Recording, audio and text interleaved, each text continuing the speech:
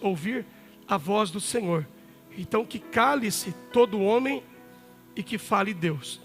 O nosso coração está aberto para ouvir a tua voz, em nome de Jesus. Amém e graças a Deus. Amém. Olha, nós estamos na semana do Dia das Mães. É uma semana muito especial, né? Quem tem mãe sabe o quanto uma mãe é importante. E eu quero, de maneira intencional, aproveitar essa semana do Dia das Mães e dividir um texto que o Espírito compartilhou meu coração e eu me preparei. Eu sempre me organizo para dividir algo no coração da igreja de forma intencional, né? Eu quero falar de uma mãe que ao mesmo tempo é uma mulher forte, uma mulher que lutou pela sua casa, né? E eu creio que há muitas mães aqui, creio que há muitas mulheres aqui na igreja, e você que é homem, eu creio que o Senhor vai também ministrar o seu coração. Mas antes de ler o texto, eu quero dar honra para minha esposa, que está aqui nessa noite, né? Que no dia 9 de abril, aproximadamente às 20 horas, ela submeteu uma cirurgia, estava tão preocupada, a suspeita de um câncer, tinha um cisto de aproximadamente 9 centímetros, e ela fez uma cirurgia de 2h30 aproximadamente, e ela retirou a trompa direita, mas sempre muito forte, ali, acreditando que Deus poderia fazer. E hoje nós voltamos para o hospital, 29 dias após, e recebemos diagnóstico, né, do material que foi coletado. E o material coletado, ele não é maligno, ele é benigno. E ela ouviu da médica aquela palavra tão gostosa de se ouvir quando você não está bem. Ela disse: você está de alta, você pode voltar para a sua vida normal. Eu queria dar honra para minha esposa, por essa mulher forte que ela é. Te amo, meu amor. Eu creio que quantas mulheres passam por isso e superou, foi para a cirurgia, ali Deus deu honra para ela. E com base nisso, eu quero compartilhar um texto, porque as mulheres fazem muita diferença, né? Você pode perceber que as mulheres, quase sempre a maioria, em todos os ambientes que nós estamos, né? E há uma mulher guerreira, uma mulher forte na Bíblia, que Deus tem muito a nos ensinar. Está no Evangelho de Mateus, capítulo 15. Eu vou ler a partir do versículo de número 21, na linguagem corrigida. Mateus capítulo 15, a partir do verso 21. O texto diz assim: e partindo Jesus dali, foi para as partes de Tiro e Sidom. E eis que uma mulher cananeia, que saíra daquelas cercanias, clamou dizendo: Senhor, filho de Davi, tem misericórdia de mim, que minha filha está miseravelmente endemoniada. Mas ele não lhe respondeu palavra. E os seus discípulos, chegando ao pé dele, rogaram-lhe dizendo: despede-a, porque vem gritando atrás de nós. E ele respondendo disse: eu não fui enviado, senão as ovelhas perdidas da casa de Israel. Então ela chegou, o adorou dizendo: Senhor, socorre-me. Ele, porém, respondendo disse: não é bom pegar o pão dos filhos e deitá-los aos cachorrinhos. E ela disse: sim, Senhor, mas também os cachorrinhos comem das migalhas que caem da mesa dos seus senhores. Então respondeu Jesus e disse-lhe: ó mulher, quão grande é a tua fé, seja isso feito para contigo como tu desejas. E desde aquela hora a sua filha ficou sã. Você pode aplaudir o Senhor por essa palavra?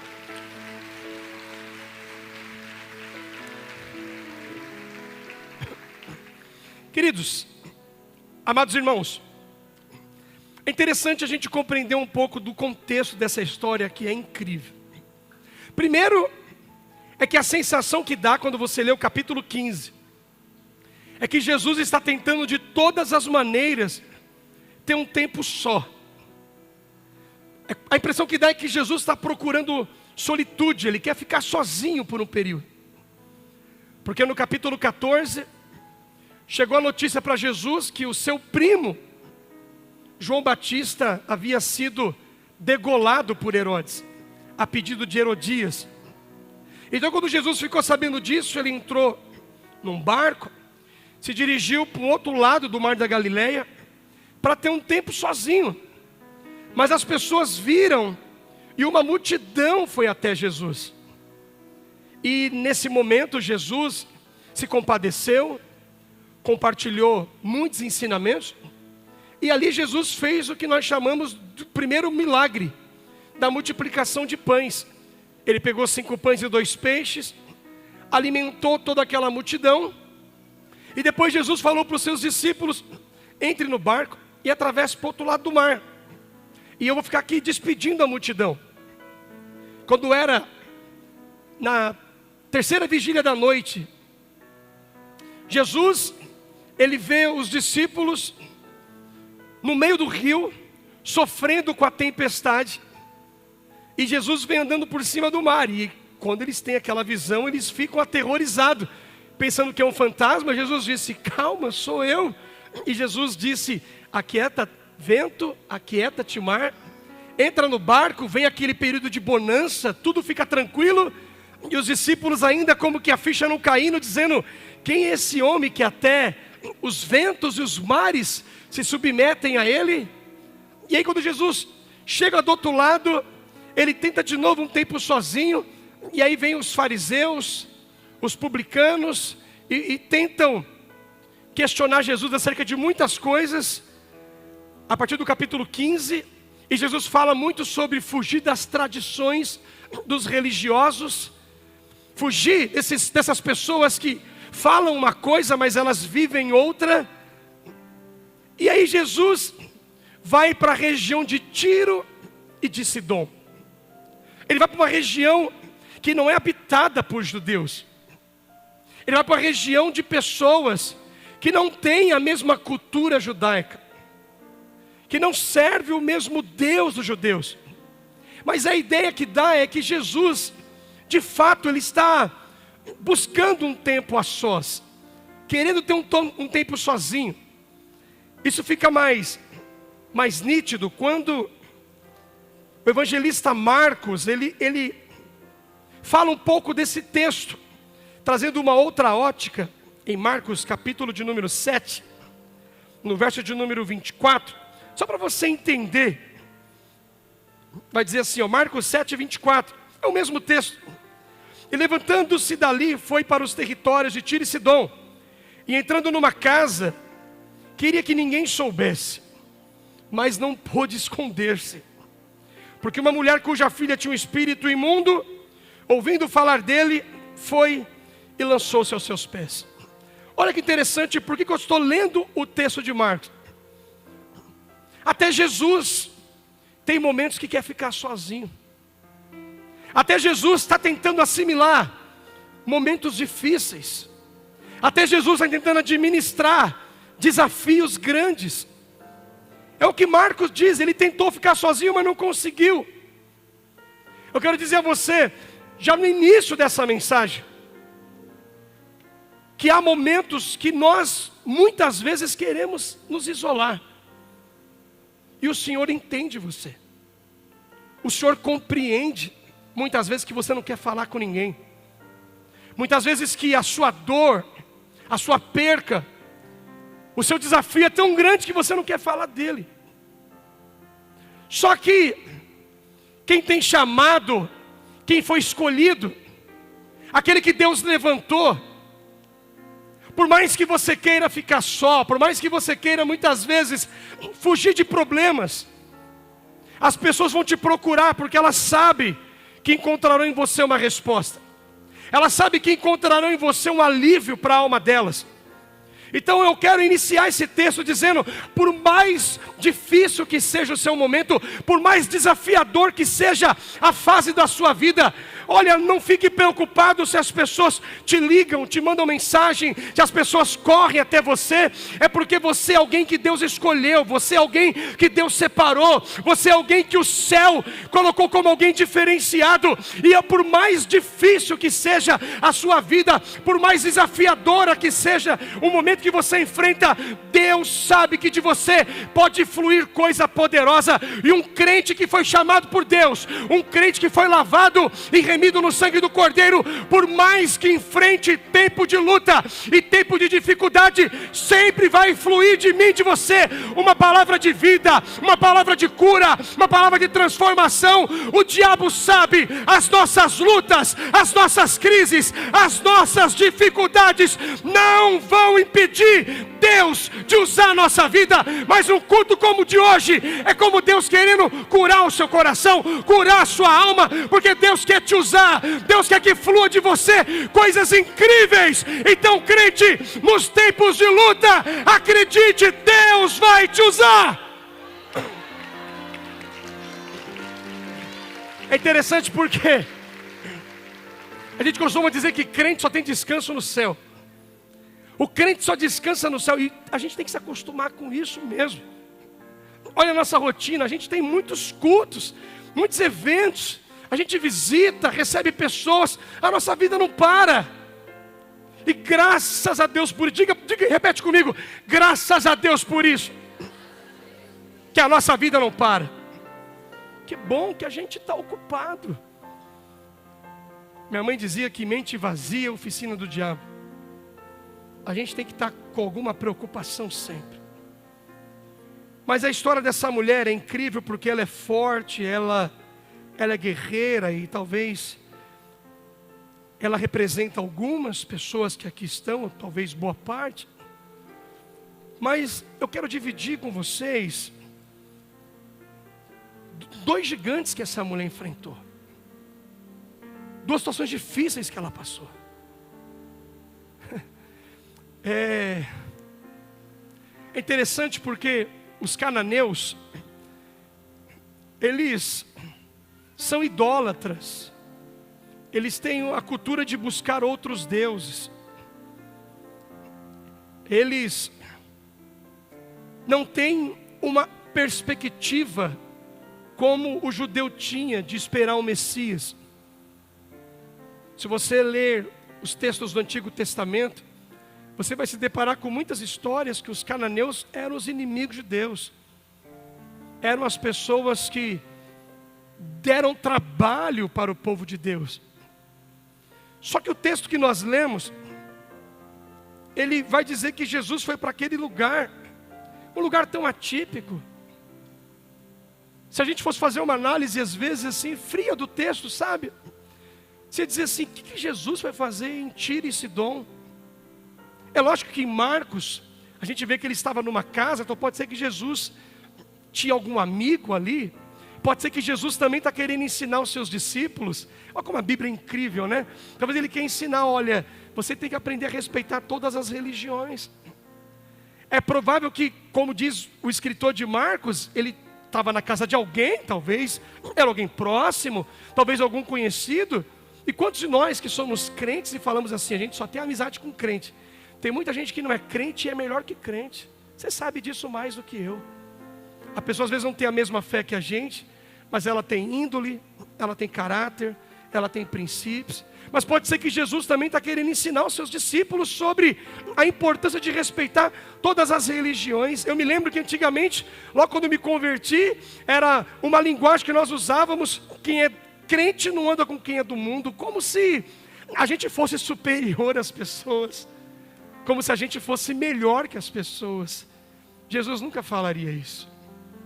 Mas é interessante, se puder voltar lá para o texto que li, de Mateus capítulo 15, é que Jesus foi para aquele lugar com alguma intenção. Existem lugares que Jesus vai porque ele tem uma intenção. Talvez ninguém daquela região esperaria que Jesus fosse para lá, mas ele foi. Existem momentos que são únicos, oportunidades que são exclusivas. Esse culto daqui a pouco ele termina, se Deus quiser, debaixo de muita glória, mas ele nunca mais vai voltar. Mas a ação de Deus que acontecerá nesse culto é para esse culto. E eu não posso me distrair, eu não posso ficar conversando, eu não posso ficar de repente aqui focado em outra coisa, porque pode ser que hoje é o dia que Jesus escreveu no livro dele, é o dia que eu vou mudar a sua vida. Hoje é o dia que eu vou restaurar o seu casamento, hoje é o dia que eu vou libertar o seu filho, hoje é o dia que eu vou libertar o seu marido dos vícios, hoje é o dia que eu vou curar a sua alma do sentimento de culpa. Pode ser que é hoje. E como que de repente essa mulher entendeu? Porque de alguma forma ela ficou sabendo que Jesus estava lá, e eu creio que assim ela pensou: é a minha chance, é a minha oportunidade, é o meu momento. Ele andou quase 40 quilômetros para chegar aqui, não foi à toa. Eu não acredito que você saiu da sua casa para vir para esse culto à toa. Eu não creio que você se conectou com esse culto à toa, porque a gente acredita que Deus pode fazer alguma coisa. Nós temos uma esperança que num culto como o de hoje, Deus pode operar coisas sobrenaturais. E eu que aqui estou ministrando, eu ouso dizer para você que hoje é um culto que para muitas pessoas será definidor. Esse é um culto definidor, porque de repente é hoje que Deus libera o que você tanto espera. Mas para vivenciar coisas boas e incríveis com Deus, a gente tem que saber pagar preço. A gente tem que saber que as coisas de Deus não é fácil. A maior loucura que existe é você achar que você virou crente e as coisas vão ficar fáceis. Não vão. Muito pelo contrário. Ser crente é para macho e para mulher de Deus. Ser crente não é fácil, mas tem honra de uma vida de fidelidade a Deus.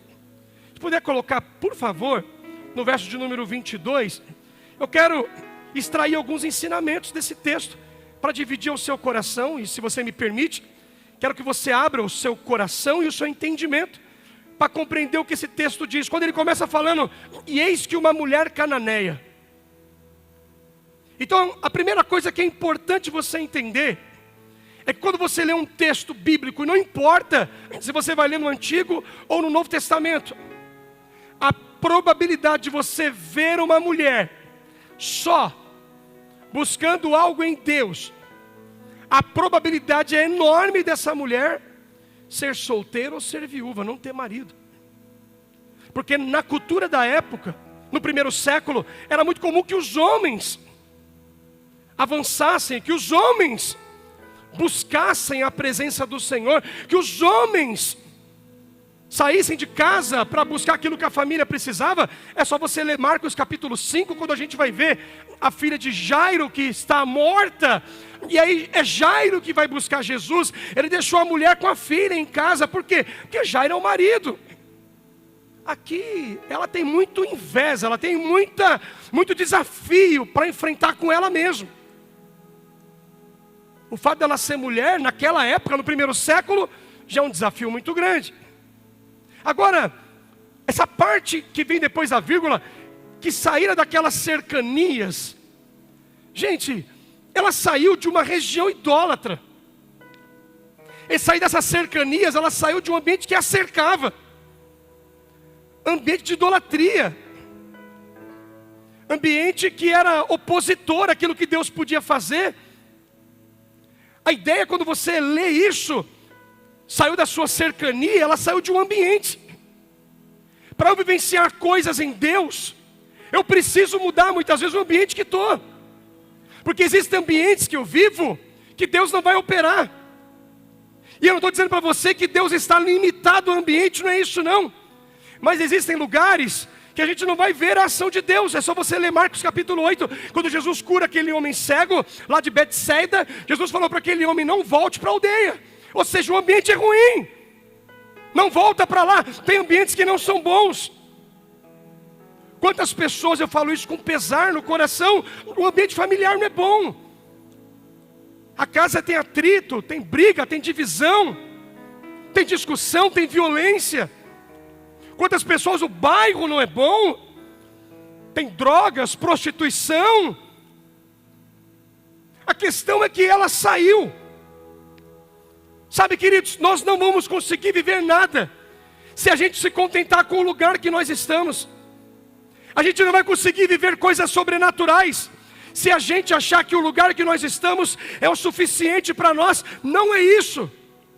Quantas pessoas que têm uma necessidade, que precisam também de um milagre, e talvez nem tiveram força para vir para a igreja.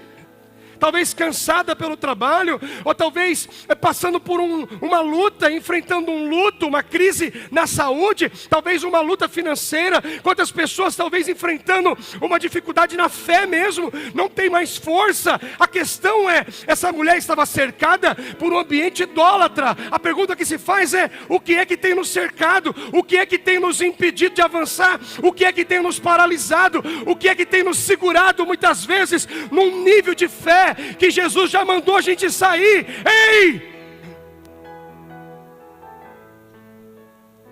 Agora a pergunta que se faz também sobre isso é que muitas pessoas sempre terão um bom argumento para dizer que não conseguiram, que não puderam estar, não puderam fazer, não puderam avançar, não puderam persistir. Mas não é o caso dessa mulher, porque ela começa ensinando para a gente que o ambiente que está pode representar um gigante, mas ela usa o seu problema, ela usa esse momento difícil como uma mola propulsora, como alguém que vai impulsionar ela para Jesus. A nossa luta, a nossa crise não pode nos parar. A nossa luta, a nossa crise tem que nos impulsionar a Deus. Quanto mais luta eu tenho, mais preciso vir para a igreja. Quanto mais crise enfrento, mais eu devo orar. Quanto mais adversidade na vida eu passo, mais preciso ler a palavra, porque os problemas querem me segurar. Mas é como Deus dizendo para você, as suas lutas não podem te paralisar, as suas crises precisam te aproximar de mim. É só a gente olhar a ideologia de crente nos dias de hoje. Se a gente está doente, o que a gente faz? É comum a gente ficar em casa.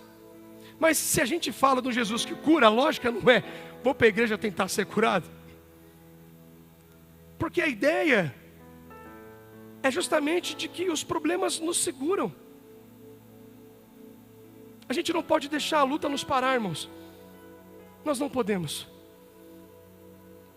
Não podemos deixar que as crises nos seguram onde nós estamos. Nós não podemos. Então eu quero que você pense nisso. Ela saiu de algo que a cercava. O que te cerca hoje? Vence isso. O que está segurando você? Vence isso. O que está te paralisando? Vence isso. Jesus não te chamou e não me chamou para ficarmos paralisados. Jesus não nos chamou para a gente não avançar. Jesus não nos escolheu para a gente não crescer. Nós fomos chamados sim por Deus para um avanço, para um novo tempo. Jesus bem declarou lá em João 16, que no mundo nós teríamos aflições. Ele não mentiu para nós. Jesus não usou um argumento que você vai ser crente e que você não vai passar por luta, não. Ele disse que no mundo teríamos aflições, mas que nós devíamos ter bom ânimo. Ou seja, ânimo vem de uma intenção emocional. Esse bom ânimo não tem a ver com fé, tem a ver com estímulo emocional. Porque quando a luta bate na minha casa, a primeira coisa que tenta nos paralisar é a nossa mente. Olha, não vai não, eles vão entender, está tudo certo, quantas pessoas faltarão, você é só mais um. É como Deus dizendo, vença o gigante que tenta acusar a sua mente, que você não pode avançar. É por isso que Paulo falou em Romanos capítulo 12, verso 2, ele diz que nós devemos ser transformados por uma mente renovada. Deus quer mudar a nossa mentalidade, porque se a nossa mente é mudada, o nosso coração é transformado, e com o coração transformado e com uma mente renovada, ninguém segura você, crente. Ninguém segura você. Pode aplaudir o Senhor. Eu dizia para um aluno hoje não, foi ontem.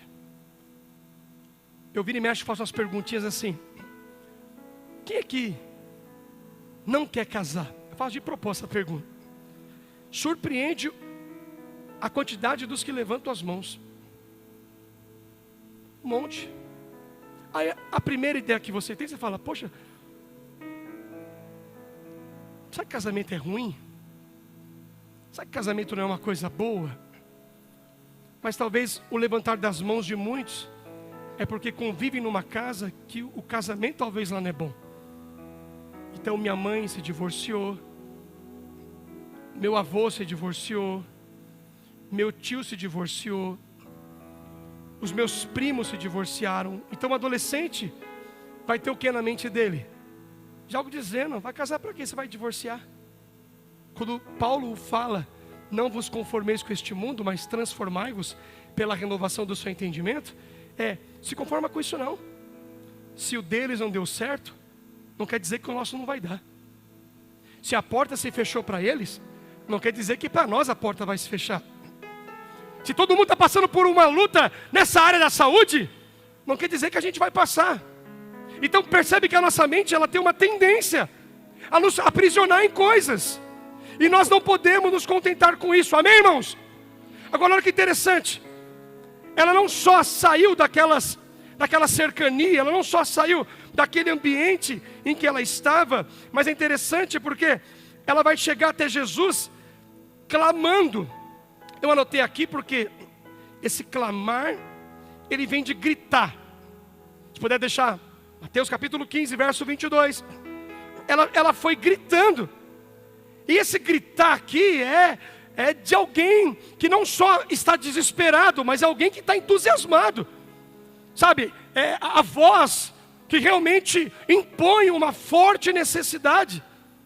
Uma mulher que poderia ter motivos emocionais para estar batida. Alguém chama ele lá para mim. Alguém avisa ele lá para mim. Alguém pode chamar aquele. Não! Eu vou gritar. Eu vou chamar atenção. Vou fazer barulho. Porque eu não aguento mais a minha vida. Eu não aguento mais essa circunstância. Tem crente nos dias de hoje que não tem medo de não chamar atenção. Ei, irmão! Ei, minha irmã! A gente tem que provocar o céu de vez em quando. De vez em quando você tem que provocar o céu. Chorar, dobrar o joelho, botar a cara no pó. Todo mundo vai ver, que se dane que estão vendo. Eu quero que Deus me veja. A maior luta de uma pessoa é ela vencer o julgamento dos outros. Nós não podemos ficar paralisados no que as pessoas falarão ao nosso respeito. Você acertando, vão falar. Se você errar, vão falar. Queridos, não importa o que você faça, vão falar de você. Então que falem que eu busquei a Deus, que eu gritei, que eu adorei, que eu levantei as mãos, que eu dancei na igreja. Falem de mim. Deixa eu falar. Ela grita, ela está empolgada, sabe, ela chega gritando, e é interessante porque ela chega gritando com entendimento, ela fala, Senhor, filho de Davi, tem misericórdia de mim, porque minha filha está miseravelmente endemoniada. Então pense o seguinte, vamos entender que essa mulher, por mais que é cananeia, ela tem já algo concreto na sua mente. A minha filha está com um problema espiritual. Ela não falou, Jesus, me ensina aí, como é que como é que eu uso a cinta para educar minha filha que é mal educada, como é que eu estabeleço limites. Não, minha filha está com um problema espiritual. E talvez por estar no ambiente cananeu, pagão, pode ser que o ambiente proporcionou essa situação da filha dela.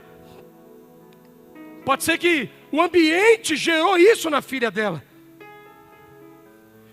Só que é interessante porque antes de falar uma ação diabólica na filha, ela vem trazendo algo poderoso. Senhor, filho de... Então antes de falar do problema, ela exalta a Deus. Antes de falar do que o diabo está fazendo, ela está dizendo o que Jesus pode fazer. Antes de estar potencializando a sua crise, ela vem com convicção que Deus pode resolver a crise dela. Outra coisa que eu aprendo com essa mulher é que quantas pessoas potencializam a sua luta, potencializam a sua dificuldade, potencializam as suas crises. Essa mulher não, ela reconhece que tem crise, mas ela potencializa a Deus. Quando ela fala, Senhor, filho de Davi, é a expressão de que tu és o Messias, tu és aquele que foi predito, você é aquele que disseram que viria. Eu acredito que é você. Querido, nós temos lutas, nós temos dificuldade e não vamos negar isso, mas nós temos um Deus que é grande, um Deus que é poderoso, um Deus que é altíssimo, um Deus que é bendito, um Deus que tem na mão o controle de tudo. O diabo pode achar que ele pode me parar, mas eu sei o Deus que eu sirvo. Essa ideia de que Deus faz, às vezes, olha que interessante isso, Eu gosto muito de luta. Eu gosto de boxe. Eu gosto de assistir quando posso, quando tenho tempo. Um pugilista, antes de aprender a golpear, ele é ensinado a se defender. Tem muito crente que sabe golpear. Vem aqui, aleluia, glória a Deus, golpeia com uma beleza.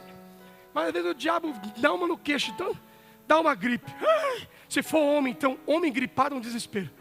Ai, mulher, não sei o que vai ser de mim. Mulher pode estar com dor de cabeça, cólica. Eita, a mulher estragou a unha lavando a louça e ela está tocando a vida, está botando para ferver. Os homens é uma benção, irmão. A gente é homem, mas às vezes vai tirar uma cutícula bem... Uma farpa no dedo do miserável lá no trabalho. Tem que montar uma mesa de cirurgia em casa. Essa mulher, ela não potencializa a sua luta. Ela potencializa Deus. Sabe, irmãos? Potencializa Deus. Sabe, potencializa o que Deus pode fazer. Potencializa aquilo que Deus fez na sua vida já. Só que ela tem essa clareza. Tem misericórdia de... Eu reconheço, preciso de misericórdia. Sou cananeia. Aí eu quero abrir um parênteses aqui na mensagem, porque eu gosto de Bíblia, irmãos. Aí você não pode chegar na igreja e falar: Senhor, eu determino que esse mal vá embora. A gente não determina nem coisa em casa, irmão. Determina que você vai querer pizza de frango com catupiry. A mulher fala: não, é meia calabresa e meia mussarela. Nem em casa a gente determina às vezes. Ou é só na minha casa que acontece isso? Não é não, né, irmão? Eu quero... Não determina nada. Jesus, tenha misericórdia da nossa vida. Isso é humildade. Porque talvez eu vou contextualizar para a nossa realidade. Vamos supor que isso aconteceu no século 21. Aí a menina adolescente foi para o fluxo. A adolescente sabe o que eu estou falando. Para os baile funk das quebradas que tem. A mãe fala: pastor, ora, minha filha está difícil então. Mas ela tem 15 anos e ela escolhe o horário que sai, o horário que volta. Qual a idade dela? Qual a idade dele? Tomando bebida alcoólica com 16 anos. Aí, minha irmã. Ei, meu irmão. Minha mãe cuidou de 4 homens e uma moça. Rapaz, às 20 horas, todo mundo em casa de banho tomado. 16, 17 anos, todo mundo lá. E se falar alguma coisa, bainha de facão nas costas. Hoje não, pastor, é que se eu corrigir, ele vai embora. Ué? Se for, foi pelo motivo certo, pela correção. Você entende que... Pastor, eu não sei, o inimigo está furioso na minha vida. O diabo está se levantando, né? E aí o menino guarda cerveja na sua geladeira, guarda o uísque, a geladeira é sua. Toca isso no vaso sanitário, manda embora.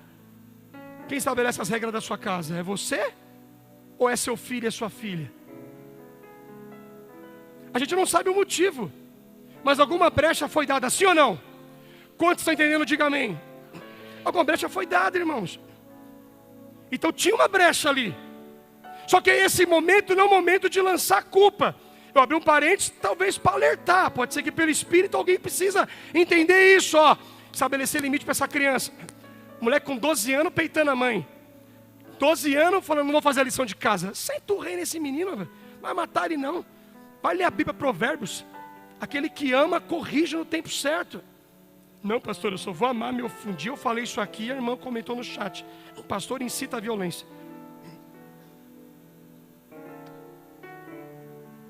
Então vamos entender que esse momento aqui não é de acusar. É o momento de encontrar uma solução. E essa mulher sabia, os deuses ali de Cananéia, os deuses cananeus não poderiam resolver. Ela foi para Jesus. Então esse é o primeiro gigante que ela enfrenta. É o gigante que tem dentro dela. É o gigante da sua emoção, o gigante do seu coração, da religiosidade que ela tinha. Ela entendeu: tudo isso que eu vivo não vai mudar a minha vida. Há um momento na vida do crente que o crente precisa tomar uma decisão. Essa minha vida não vai mudar. Do jeito que estou, nada vai acontecer. Eu preciso mudar a rota. Eu preciso tomar atitude. Ei, crente, é como Deus dizendo para você: até quando você vai manter esse mesmo comportamento, essa mesma ação, essa mesma atitude, esse mesmo entendimento? Não, é o momento de mudar a rota. E a rota tem nome, é Jesus Cristo. João 14,6, ele disse: eu sou o caminho, eu sou a verdade e eu sou a vida. Ninguém vai ao Pai a não ser por mim. A rota mais assertiva para a nossa vida tem nome: Jesus Cristo. É Jesus. Ela entendeu: eu vou para Jesus. Só que aí ela foi, irmãos, ela conseguiu ir. E buscar não é fácil. Às vezes para buscar é uma luta, né? Para sair de casa é aquele desafio. Para chegar na igreja, só Deus sabe o que você enfrentou hoje para estar aqui.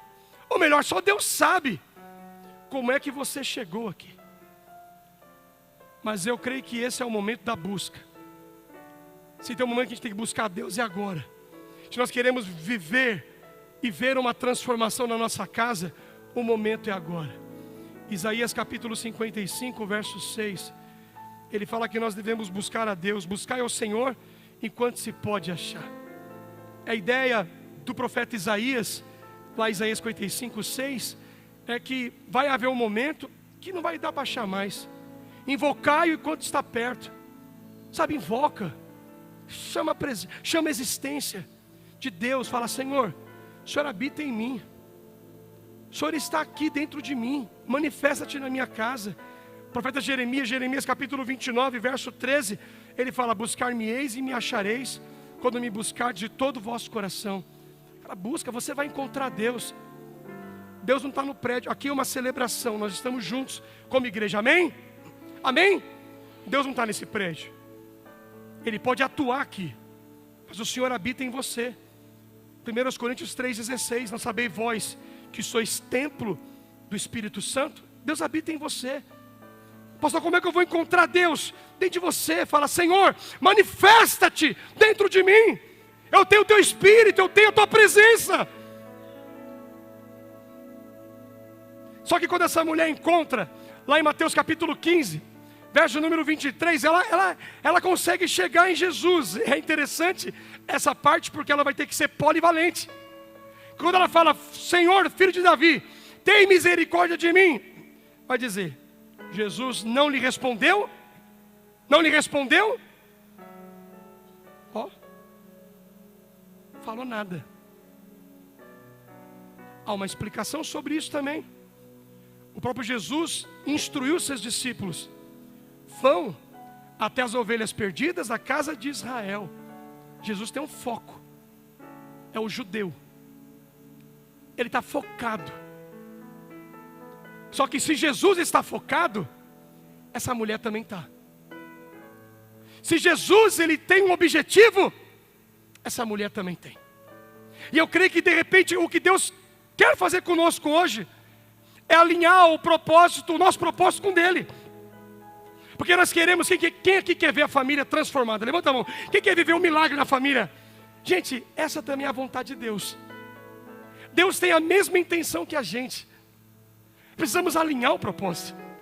Deus é o mais interessado no sucesso do nosso casamento. Deus é o mais interessado na bênção do nosso trabalho. Deus é o mais interessado em ver os nossos filhos bem. É Deus. Mas no primeiro pedido dela, Jesus não lhe respondeu palavra. É interessante porque o mesmo Jeremias ele fala: clama a mim e responder-te-ei, anunciar-te-ei coisas grandes e firmes que não sabes. Olha, se Jeremias está dizendo clama a mim e responder-te-ei, olha, aqui mostra que não é de cara que Deus responde, não. Vira para quem está do seu lado e fala assim: você precisa persistir, você precisa perseverar. Às vezes não é de primeira. Quem aqui está vindo pela primeira vez na igreja? Pela primeira vez aqui, está nos visitando, levanta a mão bem alta assim, vamos aplaudir o Senhor por esses visitantes. Vocês são muito bem-vindos. Muito bem-vindos. Ó, quem dera no primeiro culto vocês falam: uau, Deus me visitou. Mas às vezes não é na primeira busca que a gente vai ter uma resposta. Sabe, queridos? Pastor, eu tentei, não deu certo, desistir. Não, peraí. É na primeira briga que você encerra o casamento? É o primeiro atrito que você manda o filho embora de casa?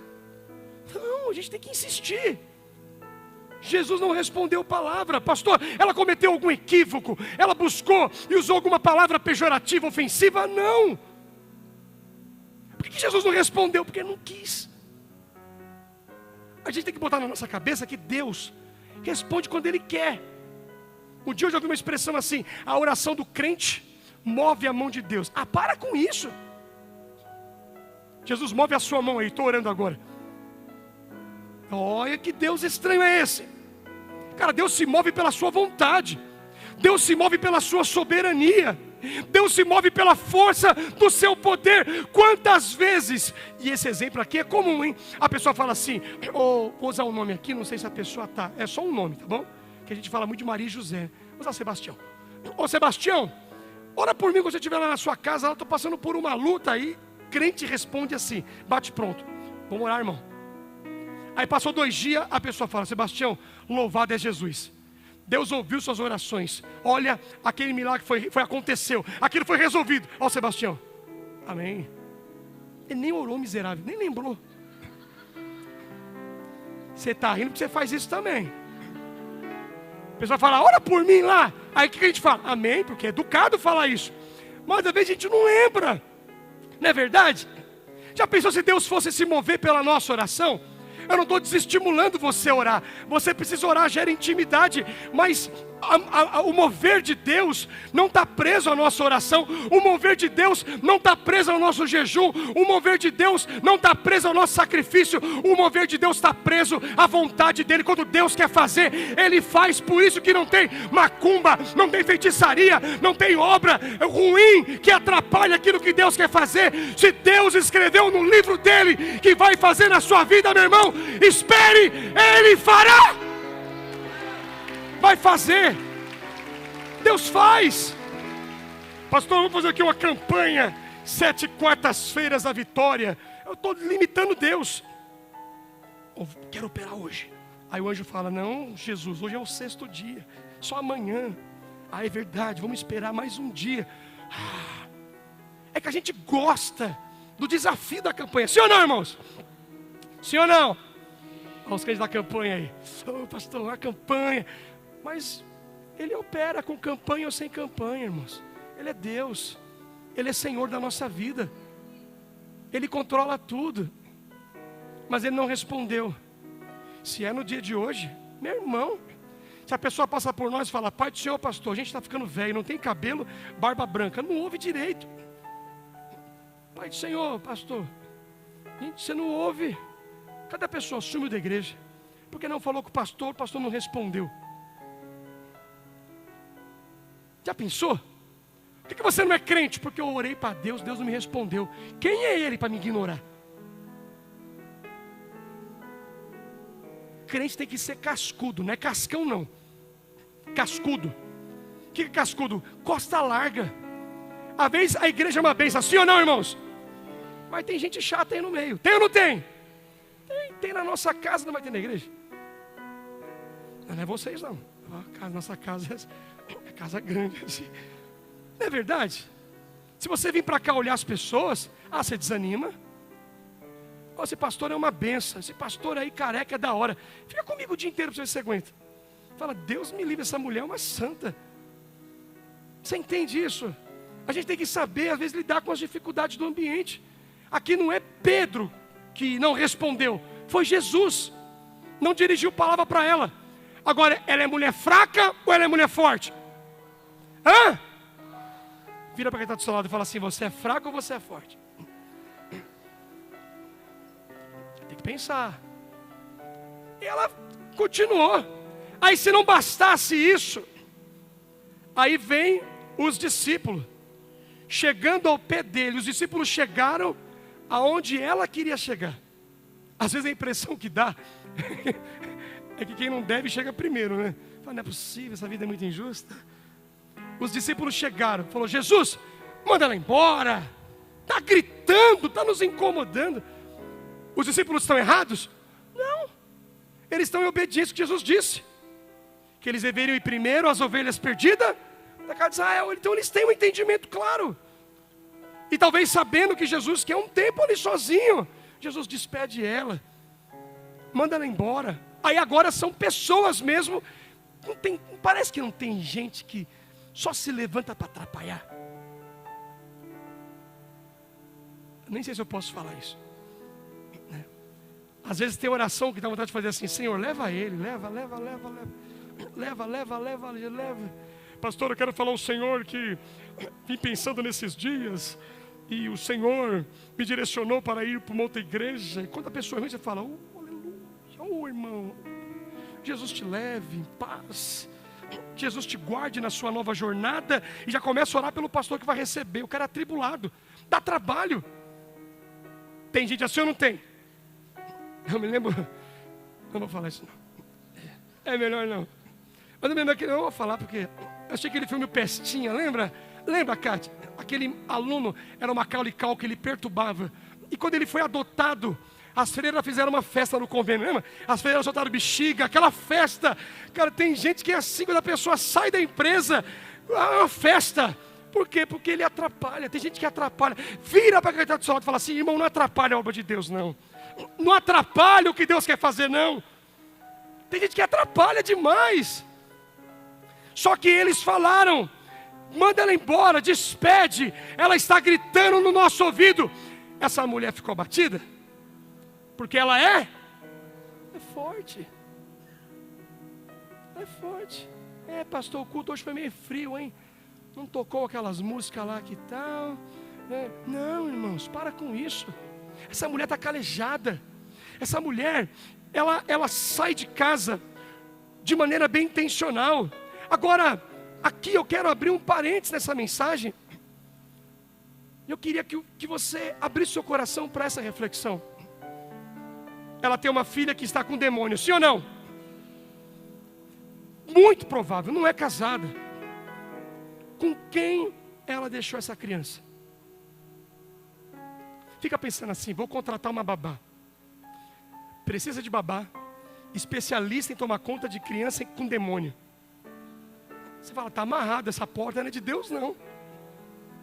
Irmãs, pode tomar conta da minha filha? Tomo sim, como é que ela é? É normal, só quando o demônio possui ela, que aí ela não responde por si. Já pensou um negócio desse? Sabe o que eu penso um pouco nesse texto? Que talvez é muito provável que ela deixou a filha em casa, sozinha, talvez dormindo. De vez em quando, para a gente alcançar o que a gente precisa, precisamos pegar o problema e deixar ele de lado, de stand-by. A gente às vezes sai e o problema vem junto. A gente caminha levando o fardo. É muito pouco provável que talvez ela teria êxito carregando o problema.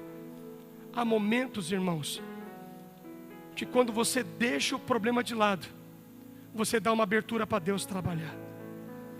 Eu falo isso pelo Espírito. Há momentos que você precisa deixar a luta de... Não é você ignorar, não é você dizer que ela não existe. Não, você entende que está. Mas eu não posso carregar isso o tempo inteiro. Deixa aqui. Eu preciso ir para a igreja sem carregar esse fardo. Eu preciso ir com o meu coração aberto. Há lutas que tem que ficar de stand-by. Eu ouso dizer que há dificuldade que Deus usa para nos tratar. Há problema que Deus usa para nos melhorar. Há problema que Deus permite vir sobre a nossa vida para nos amadurecer. Agora, há outros que é necessário deixar de lado em algum momento, porque no tempo oportuno Deus vai tratar. Não é qualquer um que segura o seu rojão não, meu irmão. Ei, minha irmã, não é qualquer um que segura uma filha dessa não. A sua luta, muita gente não vai entender. É sua. Ela deixou essa criança talvez sozinha, talvez trancada, e ela seguiu, focada no seu destino. Ela tinha um objetivo, e é interessante porque esse objetivo faz com que ela não perca o seu foco. O verso de número 24, olha o que Jesus diz para ela: Ele respondendo disse: eu não fui enviado senão as ovelhas perdidas da casa de Israel. Talvez pior do que o silêncio é uma resposta que você não quer ouvir. Está dizendo assim: olha, eu tenho uma prioridade. Olha, irmãos, é como ele dizendo assim: eu tenho uma prioridade, e na minha lista de prioridade hoje não está você. Hoje não está. Eu não vou tratar com você agora. É essa a ideia. A ideia é: eu não fui enviado. Você é gentio. Você não é judeia. Você não é judeu. Você não é crente. Você não é da igreja A, B. Você é do mundo. Não vou tratar com você agora. E essa mulher suportou a palavra dura de Jesus. Quanto lugar que você vai, e a mensagem pregada agora é que você vai vencer, que você vai ter vida de vitória, que você vai ser cabeça, não vai ser cauda, que você nunca vai estar por baixo, só por cima. Ai, saudade da mensagem que fala que a gente é pecador, que a gente precisa mudar de vida, que o nosso caráter tem que ser transformado. O evangelho que não confronta o caráter no evangelho, o evangelho que não gera mudança no evangelho, o evangelho que não me desafia a ser uma pessoa melhor no evangelho. Toda essa situação vai melhorar essa mulher. Ela não está ouvindo o que ela quer, mas ela está ouvindo o que Deus tem para ela. E pode ser que nessa noite é essa a sua expectativa. Deus não está aqui para nossa conveniência, não está aqui para dar o que nós queremos. Deus vai colocar sobre nós aquilo que é a vontade dEle. Só que no verso de número 25, olha o que ele vai dizer, o que ela vai fazer. Então chegou ela e o adorar a Deus quando tudo vai de mal a pior. Hein, Tiago? Pular assim quando tudo está bagunçado? Cara no pó. O lugar mais alto que o crente precisa estar. Cara no pó. Eu não estou bem. Cara no pó. A minha luta é difícil. Cara no pó. Quando a mulher samaritana questiona Jesus, devemos adorar. Os judeus falam que é em Jerusalém, nós falamos que é nesse monte. Jesus fala assim: ó, a hora chegou e agora que o Pai procura. Procura não é porque está em todo lugar, não. Procurar é porque é difícil achar um crente que está passando por uma luta e bota a cara no pó e fala: Senhor, Tu está nos controle. É difícil achar alguém que está passando por uma tempestade, mas bota a cara no pó, chorando, sabendo: a minha esperança está em Ti. Saber que o tempo é de luta, o tempo é de dificuldade, mas o crente sabe: o meu lugar é cara no pó. É tempo de buscar a Deus, é tempo de orar, é tempo de chorar aos pés do Senhor. O que essa mulher fez quando tudo ia de mal a pior? Ela adorou a Deus. Querido, quem sabe a nossa mudança de cativeiro não vem com uma palavra liberada, quem sabe vem através de uma adoração. Quando você botar a cara no pó e falar: Senhor, eu preciso, Senhor, tem misericórdia de mim. Adoração, irmãos. A gente às vezes se comove por uma canção que fala conosco. A gente se comove por uma palavra que nos traz uma lembrança, uma boa memória.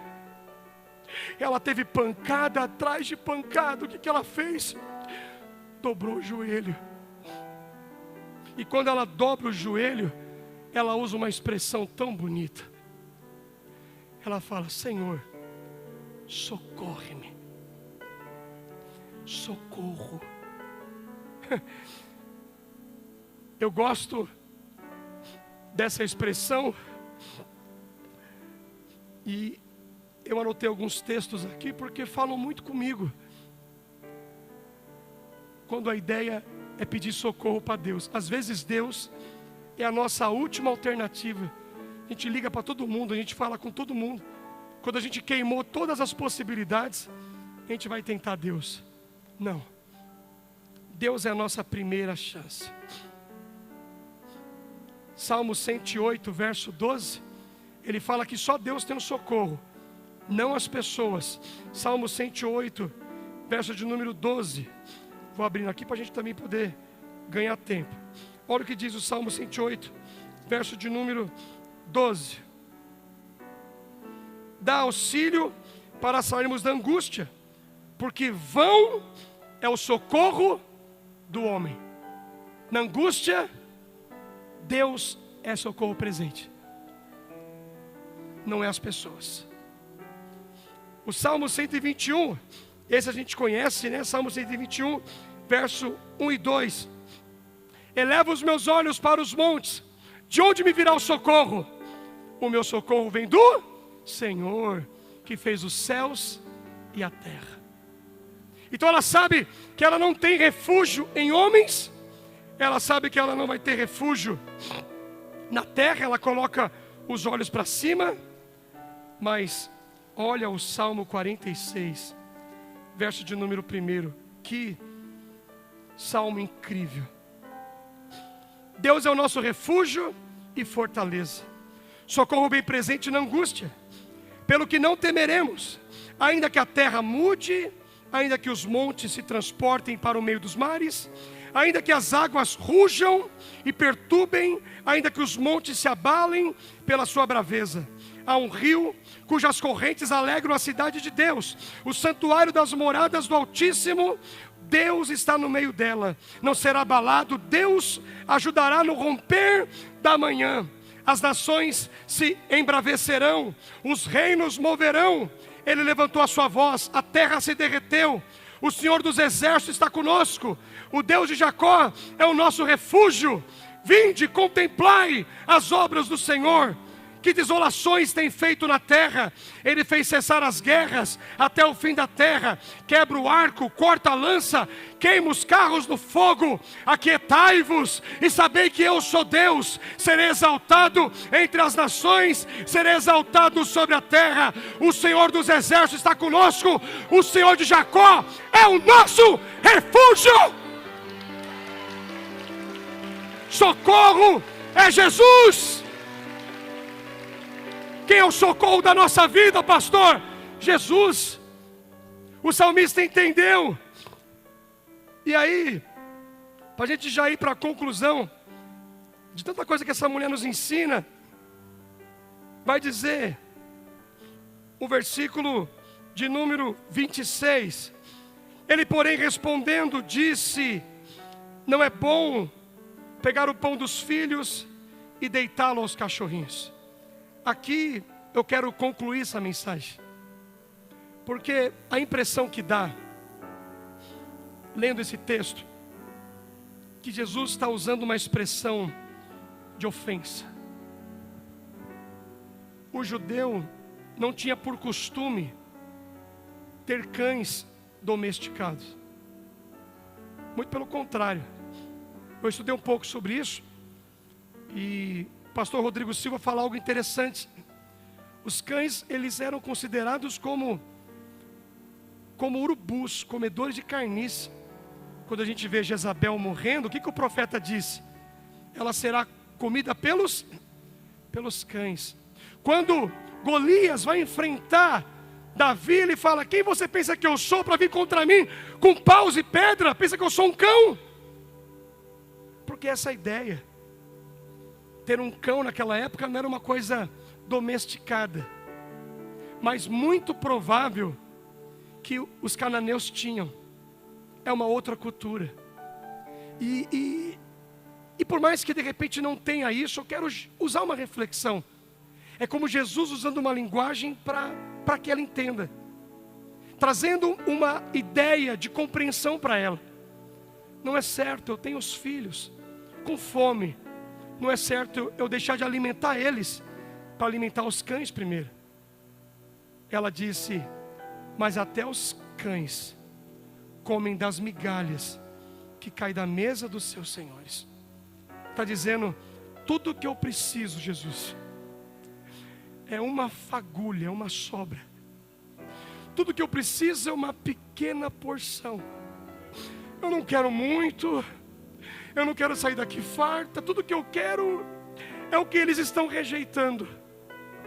É como Jesus dizendo: vai cair um pouco, porque tem gente que não valoriza. vai cair um pouco da mesa porque tem gente que não dá o devido valor. Ela está dizendo que eles não querem, eu quero. E quando a gente está procurando algo sobrenatural, é como ela dizendo, eu quero algo simples. A gente não se impressiona com uma banda sensacional, embora nós queremos. Não queremos o melhor pregador, embora queremos ouvir uma boa palavra. A gente quer um conforto, mas a gente sabe, uma estrutura não é tudo. É como ela dizendo, Senhor, eu quero a migalha. Eu quero o que ninguém quer. O que é pouquinho. Para mim basta. É o que eu preciso. Sabe? Se a migalha do céu cair sobre a sua vida agora, se a migalha do céu cair sobre a sua vida agora, a sua vida é mudada. Você de repente vem com tanta expectativa de grandezas e Deus fala, é pouco. O meu pouco muda a sua história. Quando ele ouviu isso, ele falou, ó mulher, grande é a sua fé. Seja para contigo assim como você deseja. Eu acho que Deus tem mais do que migalhas para colocar sobre nós hoje.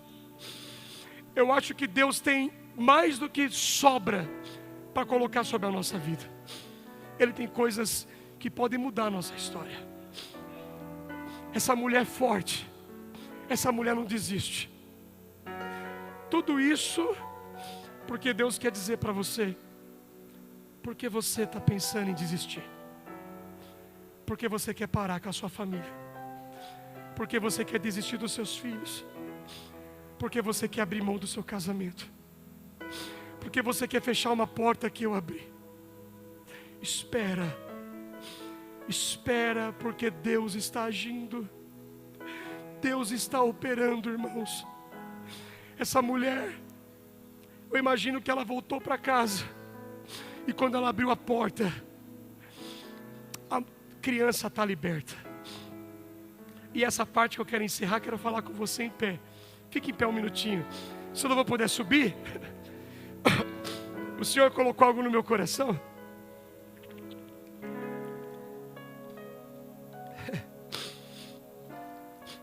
Eu quero só voltar um texto para encerrar. O verso 22, a parte B.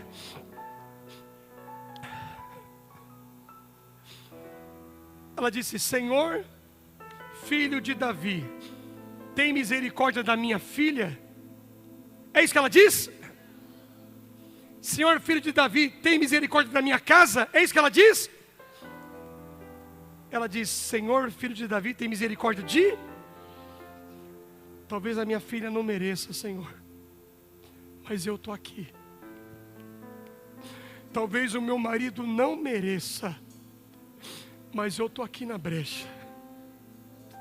Talvez a minha esposa não mereça, mas eu estou aqui. Senhor, talvez a empresa que eu trabalho não mereça, mas eu estou aqui, trabalho nela, honra. Eu entendo, sabe aqui, irmãos, Jesus agindo, não porque a filha merece, mas é porque a mãe se posicionou. Talvez o milagre que você procura e espera não é para você, mas é por alguém. E você está aqui. Você está aqui. Você está aqui. A sua oração é, Senhor, tem misericórdia de mim. Muda aquele lugar por causa de mim. Muda a minha família por causa de mim. Muda o meu casamento por causa de mim. Não vou pedir mais pelo meu marido, eu peço por mim. Eu peço pela minha vida, não peço pelas minhas filhas, não peço pelos meus filhos. Será que não é isso a ideia? Será que não é esse o foco? Eu quero orar, porque talvez aquele que conseguirá provocar o céu está enfraquecido. Talvez aquele que conseguirá mudar a circunstância parou no primeiro silêncio de Deus.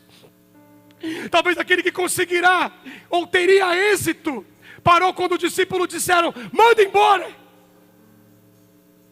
Talvez é você. Sabe, talvez é você. Talvez é você, talvez é você, a sua disposição. Josué disse, Josué 24:15, eu não sei o que vocês farão, se servirão a outros deuses, eu não sei, mas eu e a minha casa serviremos ao Senhor. Eu decido, a minha casa vai ser uma bênção. Você precisa declarar isso, eu decido que a minha família seja uma bênção. É você. É você. É você que tem que criar uma circunstância para sua casa ser mudada. É você. Essa mulher disse, Senhor, tem misericórdia de mim. A vontade que eu tenho nesse momento é botar minha cara no pó, reconhecendo Jesus, eu não mereço, mas faz pela minha busca. Eu estou aqui todas as quartas-feiras, Jesus, orando pela minha família. Até quando, Senhor? Até quando esse vício? Até quando essa crise? Não! Jesus está aqui, irmãos. Eu sinto Ele está aqui para mudar a nossa história. Busque! Jesus, eu quero colocar diante do Senhor as nossas vidas. Espírito Santo, nós precisamos ser fortalecidos. A tua palavra diz, os que esperam no Senhor renovarão as suas forças, voarão com asas como de águia, correrão e não se cansarão, andarão e não se fatigarão. Eu oro, Espírito Santo, para que o Senhor nos torne fortes em Ti. Renova as nossas forças, Pai. Não nos permita, Senhor, desistir da nossa casa. Não nos permita abrir mão daquilo que o Senhor nos deu, aquilo que é mais importante para nós, a nossa família. Eu quero te pedir em nome de Jesus Cristo, visita os corações agora, Senhor.